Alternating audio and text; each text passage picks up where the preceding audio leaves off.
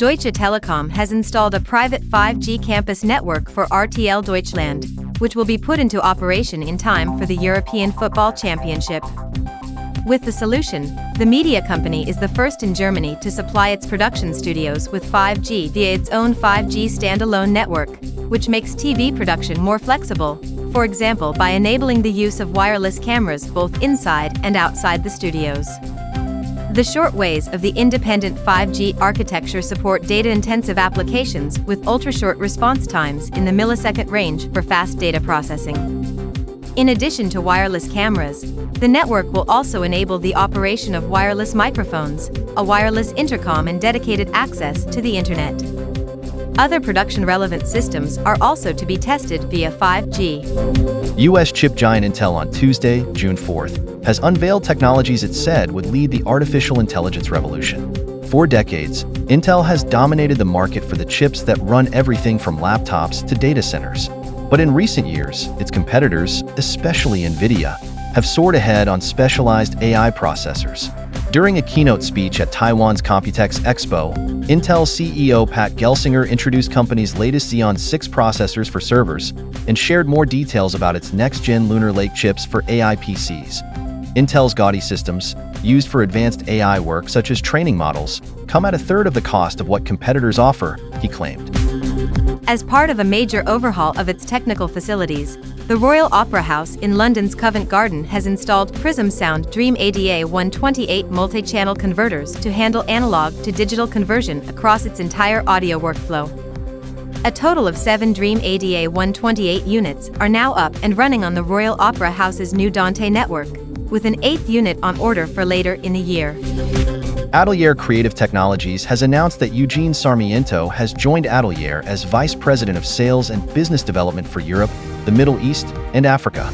With over 15 years of experience, Sarmiento offers a dynamic entrepreneurial management style that balances business acumen and technology domain knowledge gained from past roles that have included leadership positions at Operative, Salesforce, and Ericsson.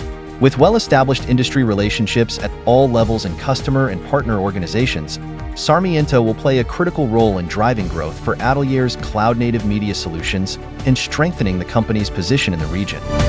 Sony Electronics has announced the next 2 firmware updates for the Burano digital cinema camera. The firmware updates, Burano version 1.1 and version 2.0, will include additional recording formats, new D-squeeze options and monitoring updates as well as other features.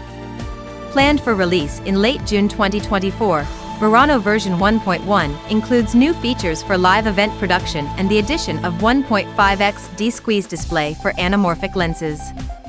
Also, it will add S700 protocol over Ethernet, which enables remote control of a Burano using a remote control panel. There will be some other enhancements. Planned to be released in March 2025 or later, Burano version 2.0 offers many new features and improvements, including new recording formats, new 1.8x D-squeeze, and monitoring improvements.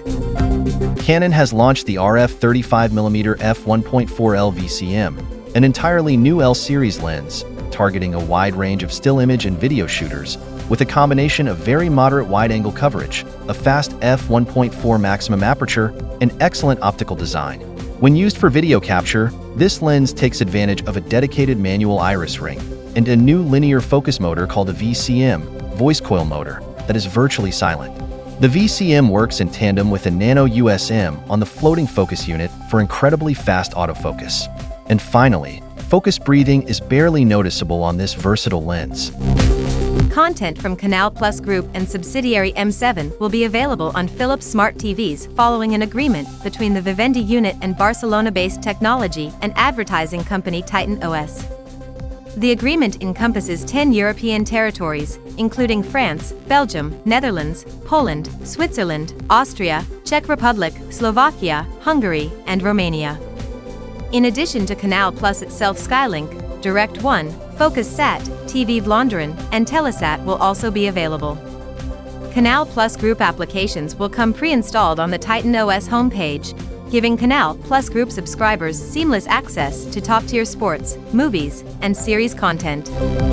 Today, the Cine Gear Expo 2024 LA has started at the Warner Bros. Studios in Burbank, California. The show promises to be crowded, intensive, and very interesting. Stay tuned to be informed about what is happening at the show floor and beyond. Don't miss our next newscasts.